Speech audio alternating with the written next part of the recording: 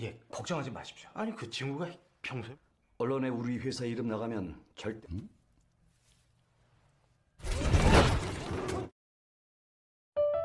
Pria ini bernama Byunggu. Dia ialah seorang manajer pemasaran yang bekerja keras untuk keluarga kecilnya. Langkah kaki dan raut wajahnya terlihat begitu melelahkan serta seperti memendam sakit yang ia rasakan. Raut wajah yang sedih itu bertambah lagi apabila melihat kondisi kaki anaknya yang tidak normal. Saking lelahnya sehingga Byunggu tidak menukar pakaiannya saat selesai makan malam. Hal itu pun menimbul pertanyaan dari istrinya. Lalu, 옷 갈아입지 않고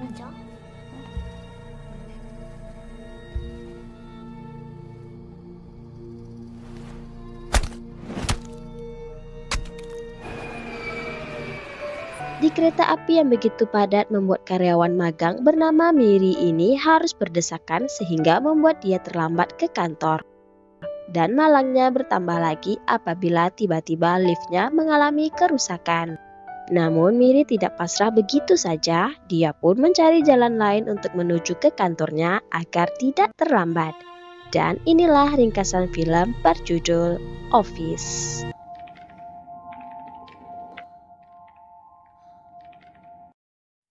Ketika menuju ke mejanya, Miri merasa aneh dengan suasana kantor yang hening. Ditambah lagi adanya seorang pria asing sedang berbicara dengan bosnya. Karena penasaran, dia pun bertanya kepada seniornya yang bernama Hayung. Lalu Hayung bertanya apakah Miri tahu berita pembunuhan yang menggunakan palu, karena ternyata korbannya ialah istri dari Byunggu, seniornya Miri. Sontak hal tersebut membuat Miri sangat kaget.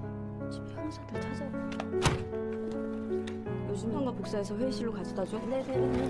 Lalu detektif bernama Jong-hun akan menginterogasi mereka yang satu tim dengan Byunggu, yaitu tim 2 pemasaran karena Byunggu masih menjadi buronan. Yang pertama diinterogasi ialah asisten manajer yang bernama Jisun. Terlihat raut wajah Jisun yang masih syok atas kematian teman kantornya. Melihat Jisun seperti itu, polisi pun mengatakan bahwa itu sikap yang wajar bagi seorang yang dekat dengan psikopat, karena psikopat memang akan terlihat ramah dan baik. Mendengar Byunggu dibilang psikopat, sontak hal tersebut membuat Jisun marah dan membantah tuduhan itu. Dia berkata bahwa Byunggu bukanlah psikopat, cuman dia seorang yang kurang tanggap. Meskipun Byunggu dan dia kurang akrab, tapi dia percaya bahwa Byunggu seorang yang baik. Tidak percaya bahwa Byunggu seorang psikopat membuat detektif Jong-hun membantah apa yang dikatakan oleh Jisun. Detektif berkata gelaran apa yang akan diberikan kepada orang yang sudah memukul tengkorak kepala istrinya menjadi 5 bagian. Ibu kandungnya yang mengalami patah leher dan gagal jantung, serta anak kandungnya mengalami bahu dan paha yang patah yang menyebabkan pendarahan yang begitu banyak sehingga dia tewas. Dan semua kejahatan itu menggunakan palu yang masih berada di TKP. Apakah Jisun masih tidak percaya? Mendengar semua kenyataan itu, Jisun pun terdiam. Kemudian orang yang diinterogasi kedua ialah pria bernama Won-su. Polisi bertanya apakah tersangka pernah melakukan hal yang aneh atau berbicara yang aneh. Won-su menjawab tidak pernah. Lalu yang ketiga ialah wanita bernama Hayung. Dia berkata bahwa Byunggu seorang yang sangat mencintai keluarganya. Bahkan dia tidak pernah ikut makan malam bersama karena mau makan bersama keluarganya. Dan orang kantor tahu bahwa Byunggu memiliki anak yang mempunyai penyakit langka. Lalu Hayung sedikit ketawa saat polisi menanyakan apakah Byunggu mempunyai selingkuhan. Setelah menginterogasi orang terakhir yaitu pria bernama Jae, detektif menyimpulkan bahwa tersangka seorang yang tidak begitu populer dan tertekan dengan juniornya yang menyebabkan dia mengalami stres berat. Ditambah lagi, Byunggu sudah bekerja selama 6 tahun, yang mana seharusnya sudah menjadi seorang direktur, tetapi sehingga pembunuhan itu terjadi, Byunggu masih seorang manajer.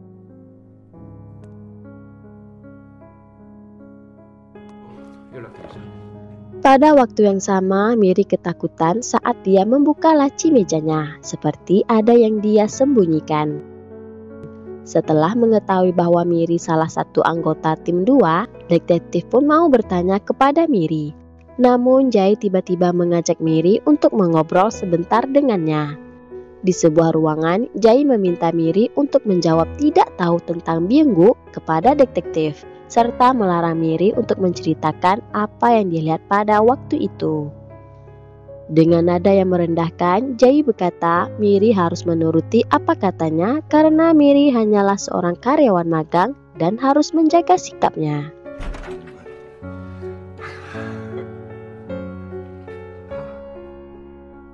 Kemudian Miri menjawab tidak tahu tentang Byung-gu karena dia baru saja magang di kantor itu. Lalu detektif berkata dia tahu bahwa Byung-gu tidak disukai oleh teman-teman kerjanya. Berdasarkan pengalamannya detektif, bekerja sama dalam tim itu sangat sulit. Apalagi karyawan yang kurang terbuka, tidak luwes, tapi bekerja sangat rajin. Orang seperti itu hanyalah peduli kepada karirnya sendiri. Mendengar itu membuat Miri gelisah. Dengan yakin detektif berkata bahwa Miri mengetahui tentang Byung-gu. Namun tiba-tiba Miri mencoba lari dari pertanyaannya detektif dengan beralasan dia ada kerja yang perlu diselesaikan. 이미려 씨, 김병, 준비하러 가야 돼서요. 그 사람 지금 무슨 말인지 알죠? Ketika anggota timnya sedang rapat, Miri kembali melihat ke dalam lacinya. Ternyata yang disembunyikan Miri tadi ialah sebuah pisau yang besar. Ketika melihat pisau itu membuat perasaan Miri menjadi gelisah dan cemas. 네. 자기도 네 밥그릇이나 챙겨 이 새끼야. 이거도 해? 뭐? Karena stres dengan hasil rapat tadi, direktur dan Jai pun merokok bersama di tangga darurat.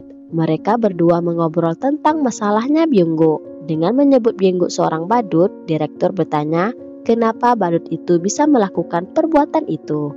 Jai pun mengatakan dia pun berpikir hal yang sama. Film pun kembali beberapa hari yang lalu sebelum kejadian. Ketika menunggu lift, terlihat mereka berempat sedang membicarakan tentang sikapnya Byung-gu yang memarahi mereka. Hayung berkata dia merasa kasihan kepada Byung-gu yang anaknya sudah dijadikan bahan ejekan oleh orang yang tidak menyukainya atas perbuatannya. Lalu Wong-suk bertanya apakah tidak apa-apa jika mereka tidak mengajak Byung-gu makan siang bersama. Mendengar itu tiba-tiba Miri menjawab bahwa dia akan memberitahu Byung-gu. Sementara itu Miri meminta agar mereka untuk pergi duluan dan akan menelepon Hayung untuk menanyakan di mana mereka makan siang.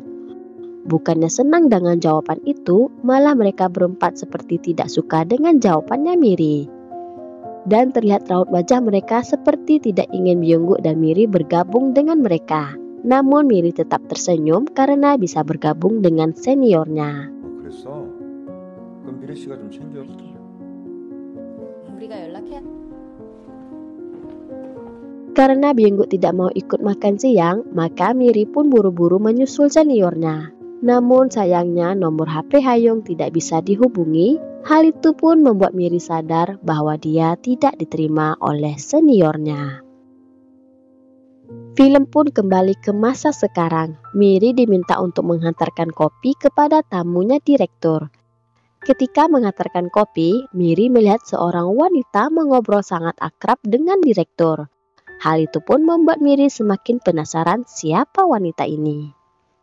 Kemudian direktur memperkenalkan wanita itu. Ternyata wanita bernama Dami ini ialah karyawan magang baru yang akan bergabung dengan tim mereka. Mengetahui Dami sama dengannya, bukannya senang mendapatkan teman baru, Miri malah terlihat cemburu karena Dami bisa langsung disukai oleh timnya. Dan ditambah lagi Dami lulusan dari Boston, Amerika yang membuatnya langsung dikagumi oleh yang lain. Sikap polosnya membuat Miri berhasil menyembunyikan cemburunya.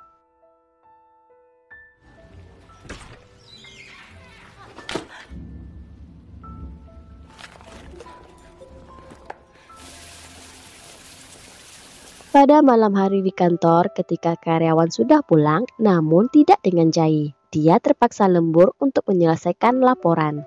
Lalu dia merasa kesal karena melihat jamnya Byung-gu berada di atas mejanya. Kekesalannya bertambah lagi karena pertengkaran kecil antara dia dan tunangannya. Saat mengetik laporan, tiba-tiba Jae merasa ada seseorang yang berada di dekatnya.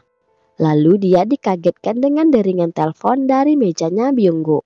Belum cukup dengan itu, tiba-tiba lampu kantor dimatikan. Hal itu pun membuat Jae terpaksa menyalakan lampu kembali.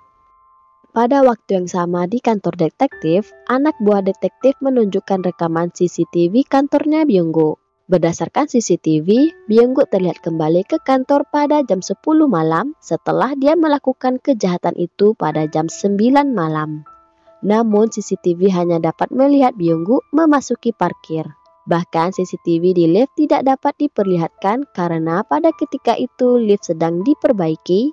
Dan setelah itu Byung-gu sama sekali tidak kelihatan keluar dari kantor. Kemungkinan Byung-gu masih ada di dalam kantor. Sontak hal tersebut membuat detektif langsung menuju ke kantornya Byung-gu. Sementara itu di kantor, saat kembali ke mejanya, Jae kembali dibuat kesal karena melihat jamnya Byung-gu kembali berada di atas mejanya. Lalu perasaan kesalnya berubah menjadi ketakutan apabila melihat Byung-gu berada di dekatnya. Dengan santainya Byung-gu kembali bekerja seolah-olah tidak terjadi apa-apa. Melihat manajernya yang menjadi buronan polisi sedang berada di kantor, Jae pun langsung mengirim pesan kepada tunangannya agar segera menghubungi polisi. Belum sempat menekan tombol kirim, aksinya ketahuan oleh tersangka. Lalu 너 왜 왔어?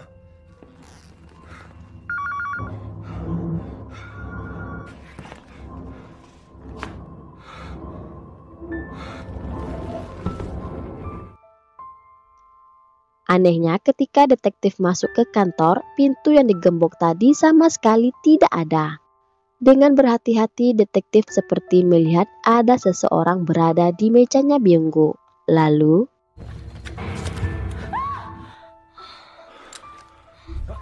아가씨는 아까 퇴근한 거 아니야? merasa di ruang kerja aman, detektif pun pergi memeriksa di ruang meeting. Di sana dia melihat ada sebuah tangga tepat di bawah AC yang sedang rusak. Tidak menemukan hal yang mencurigakan dan karena hari sudah larut malam, detektif pun mengantarkan Miri pulang ke rumahnya. Di perjalanan, detektif bertanya asal-usulnya Miri. Dengan sopan, Miri menjawab bahwa dia berasal dari Gwangju dan baru berpindah ke Seoul tahun lalu.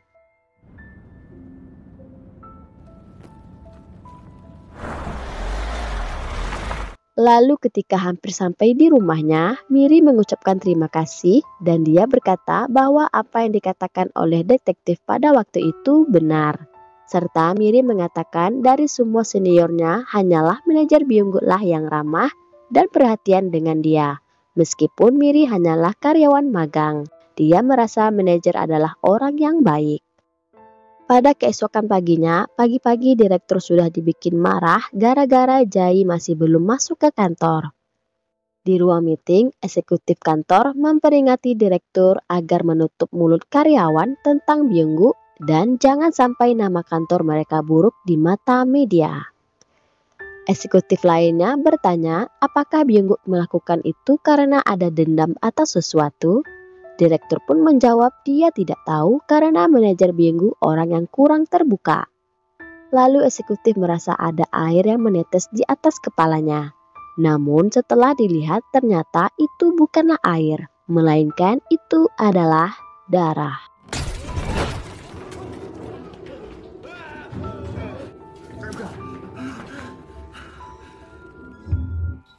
Setelah apa yang terjadi, mereka pun langsung mengadakan pemakaman untuk Jae.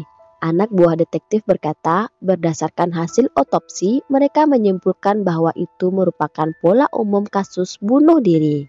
Serta mereka mengetahui bahwa akhir-akhir ini sahamnya Jae menurun yang membuatnya menjadi stres. Kemungkinan Jae telah melakukan bunuh diri.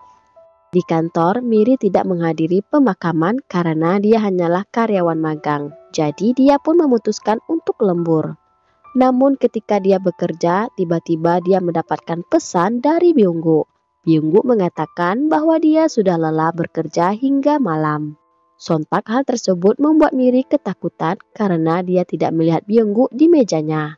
Lalu Miri menanyakan apakah benar itu ialah Byunggu. Lalu Byunggu menjawab apakah Miri masih menyimpan barang yang dia berikan. Sontak hal tersebut membuat Miri kaget, lalu tiba-tiba ada seseorang yang datang mendekatinya. 한 명은 부서에 네. 적당히 해. Namun anehnya pesan tadi tiba-tiba menghilang, Miri pun merasa mungkin dia hanyalah halu.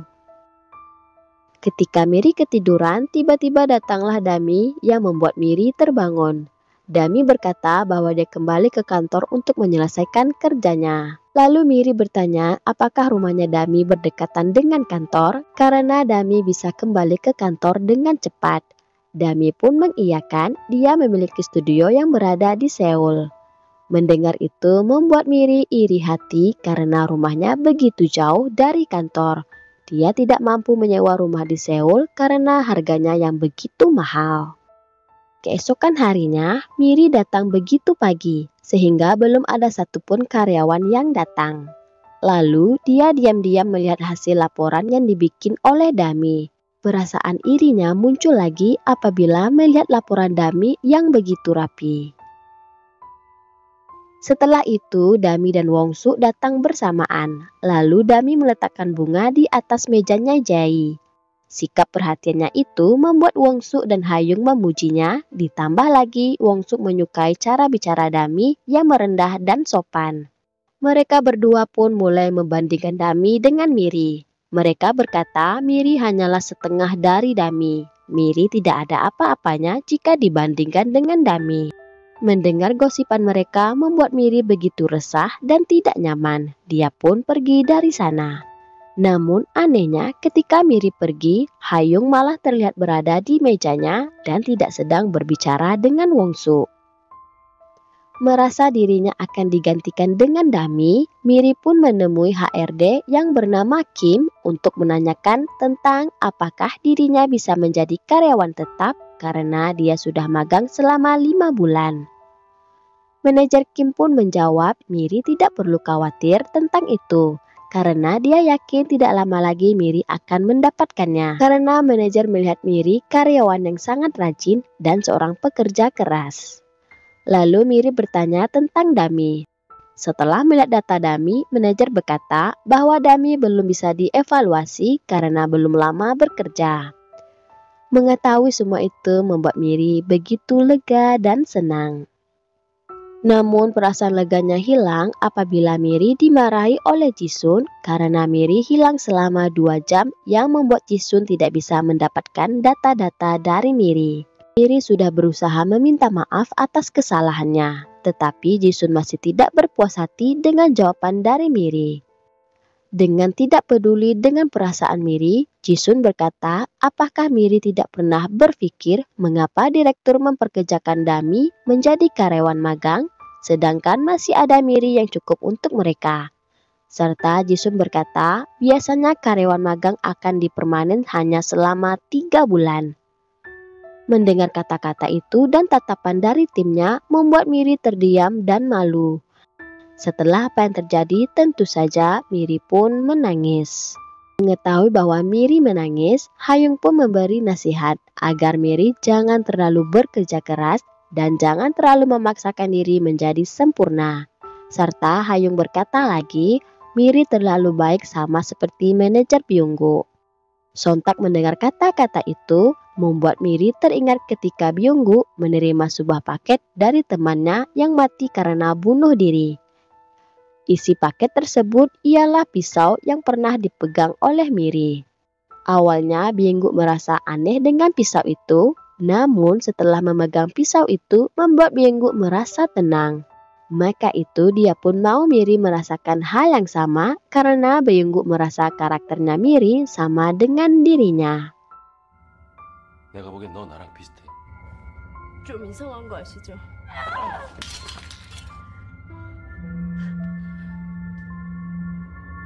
Terlihat di kantor, Jisun dimarahi oleh direktur karena tidak puas dengan laporan jualannya Jisun. Lalu Jisun menjawab laporan yang dia bikin sama seperti yang dibuat oleh manajer Byunggu. Mendengar nama Byunggu membuat direktur bertambah marah. Merasa tidak tahan dengan semua itu, tiba-tiba Jisung berkata dia akan berhenti bekerja. Karena dia merasa kematiannya akan datang ketika dia bekerja. 예? 뭐? 사표 살려고 일하는 건지 모르겠어요. Ketika dia mau meninggalkan ruangan direktur, Jisun berkata dengan suara yang keras. Dia bertanya mengapa direktur tidak memberitahu polisi bahwa pada hari kejadian direktur telah memecat manajer Byung-gu secara tidak adil. Serta dia berkata sebenarnya direktur takut karena gara-gara pemecatan itu membuat manajer gelap mata sehingga tega membunuh semua keluarganya. 부당한 직원이 자기 일가족을 무참히 살해 가십 기사 날까봐 시시하신 거죠. 지야! 한 거잖아요.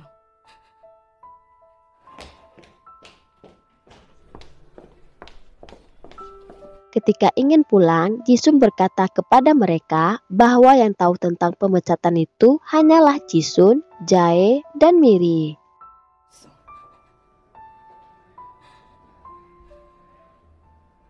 그러니까 김 부장이 그날 미래는 어떻게 알았대? Kemudian Wongsuk berkata kepada Hayung bahwa direktur memintanya memilih Dami atau Miri untuk menjadikan karyawan tetap. Belum sempat Wongsuk menjawab, Hayung sudah bisa menebak siapa yang dipilihnya, yaitu Dami. Dan keputusan itu pun sama dengan keinginannya direktur. Lalu Hayung pun bersetuju dengan keputusan itu karena dia merasa Miri karyawan yang terlalu rajin tanpa ada batasan. Di sebalik dinding, Miri pun mendengar percakapan mereka berdua.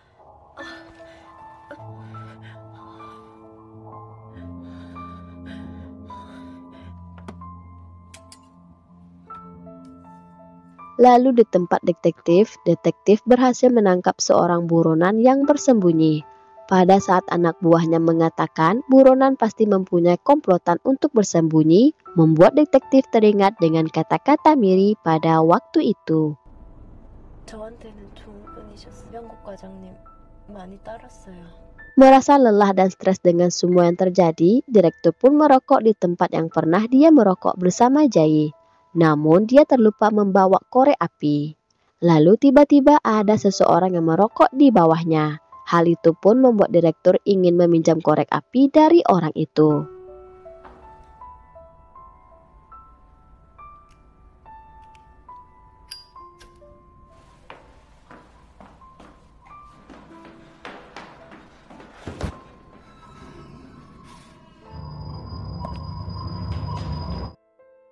Merasa ada yang aneh dengan Miri, detektif pun diam-diam mencoba masuk ke rumahnya Miri.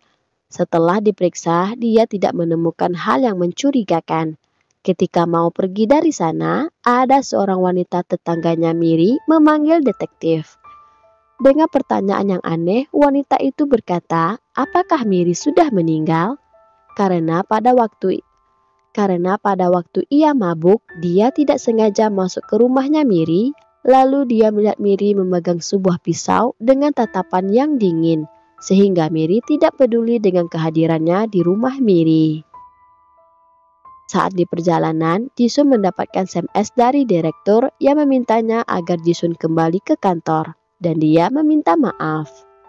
Awalnya Jisun cuek, namun setelah direktur berjanji akan mempercepat naik jabatannya Jisun pun kembali ke kantor.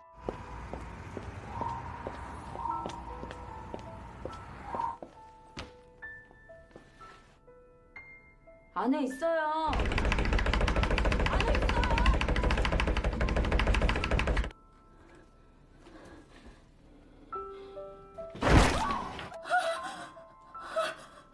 Dengan perasaan yang takut, Jisung pun memberanikan dirinya untuk melihat keluar. Lalu,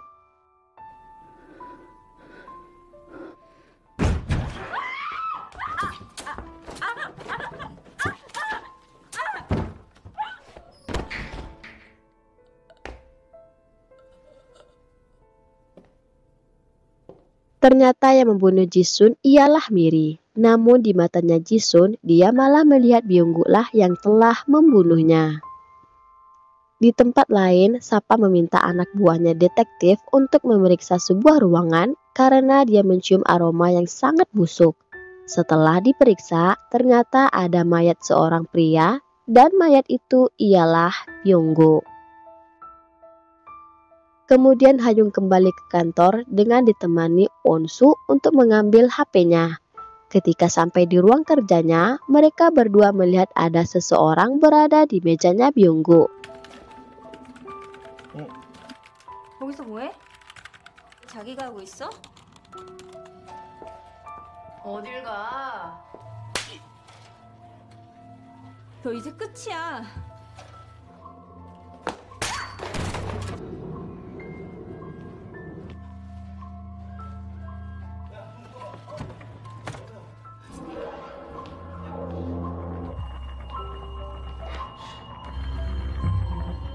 Ketika ingin berlari menuju tangga darurat, Won-soo malah melihat pemandangan mengerikan, yaitu tewasnya direktur di tangga. Lalu saat Miri mengejar Won-soo, tiba-tiba Hayung menghilang. Setelah diikuti jejak darahnya, Miri pun langsung menarik Hayung dan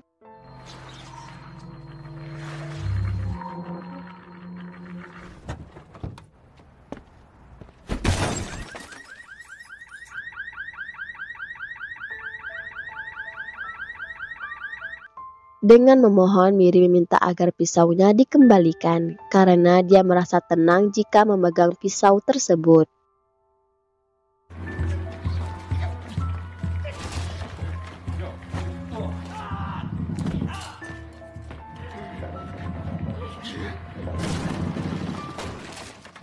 Setelah perkelahian itu, akhirnya Won-soo berhasil menjatuhkan Miri dan tidak sengaja menusuk perutnya Miri.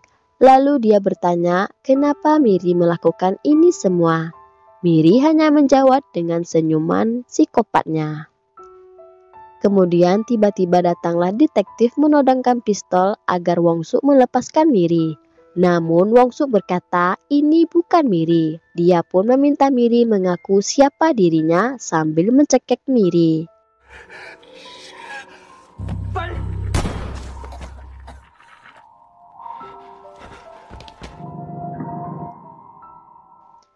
Setelah diusut, telah ditemukan botol cyanida di sekitar mayatnya Byung-gu. Kemungkinan Byung-gu melakukan bunuh diri. Mendengar itu membuat detektif menjadi bingung siapa sebenarnya pembunuh mereka semua. Karena setelah diusut, Won-soo tidak terbukti bersalah karena tidak mempunyai motif apapun. Lalu detektif menemui Miri dan menanyakan tentang pisau itu. Seperti yang telah kita ketahui, Miri berkata dia merasa tenang jika ada pisau itu. 가지고 있었어. 마음이 편안해지는 기분이었어요.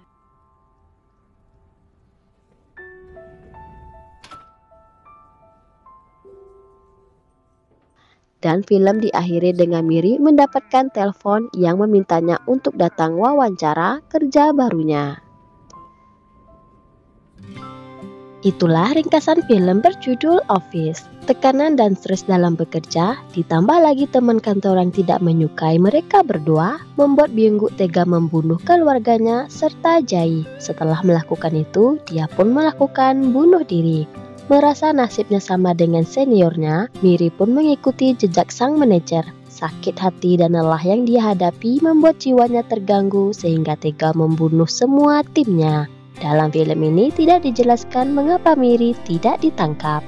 Pesan yang bisa kita ambil dari Miri ialah jangan pernah berputus asa dan selalu ingat Tuhan yang Maha Kuasa. Serta pelajaran dari tim kantornya ialah jangan membanding-bandingkan orang apalagi memandang rendah kepada teman kerja. Maaf jika ada kesalahan dalam ringkasan saya dan saya ucapkan terima kasih karena sudi menonton hingga akhir.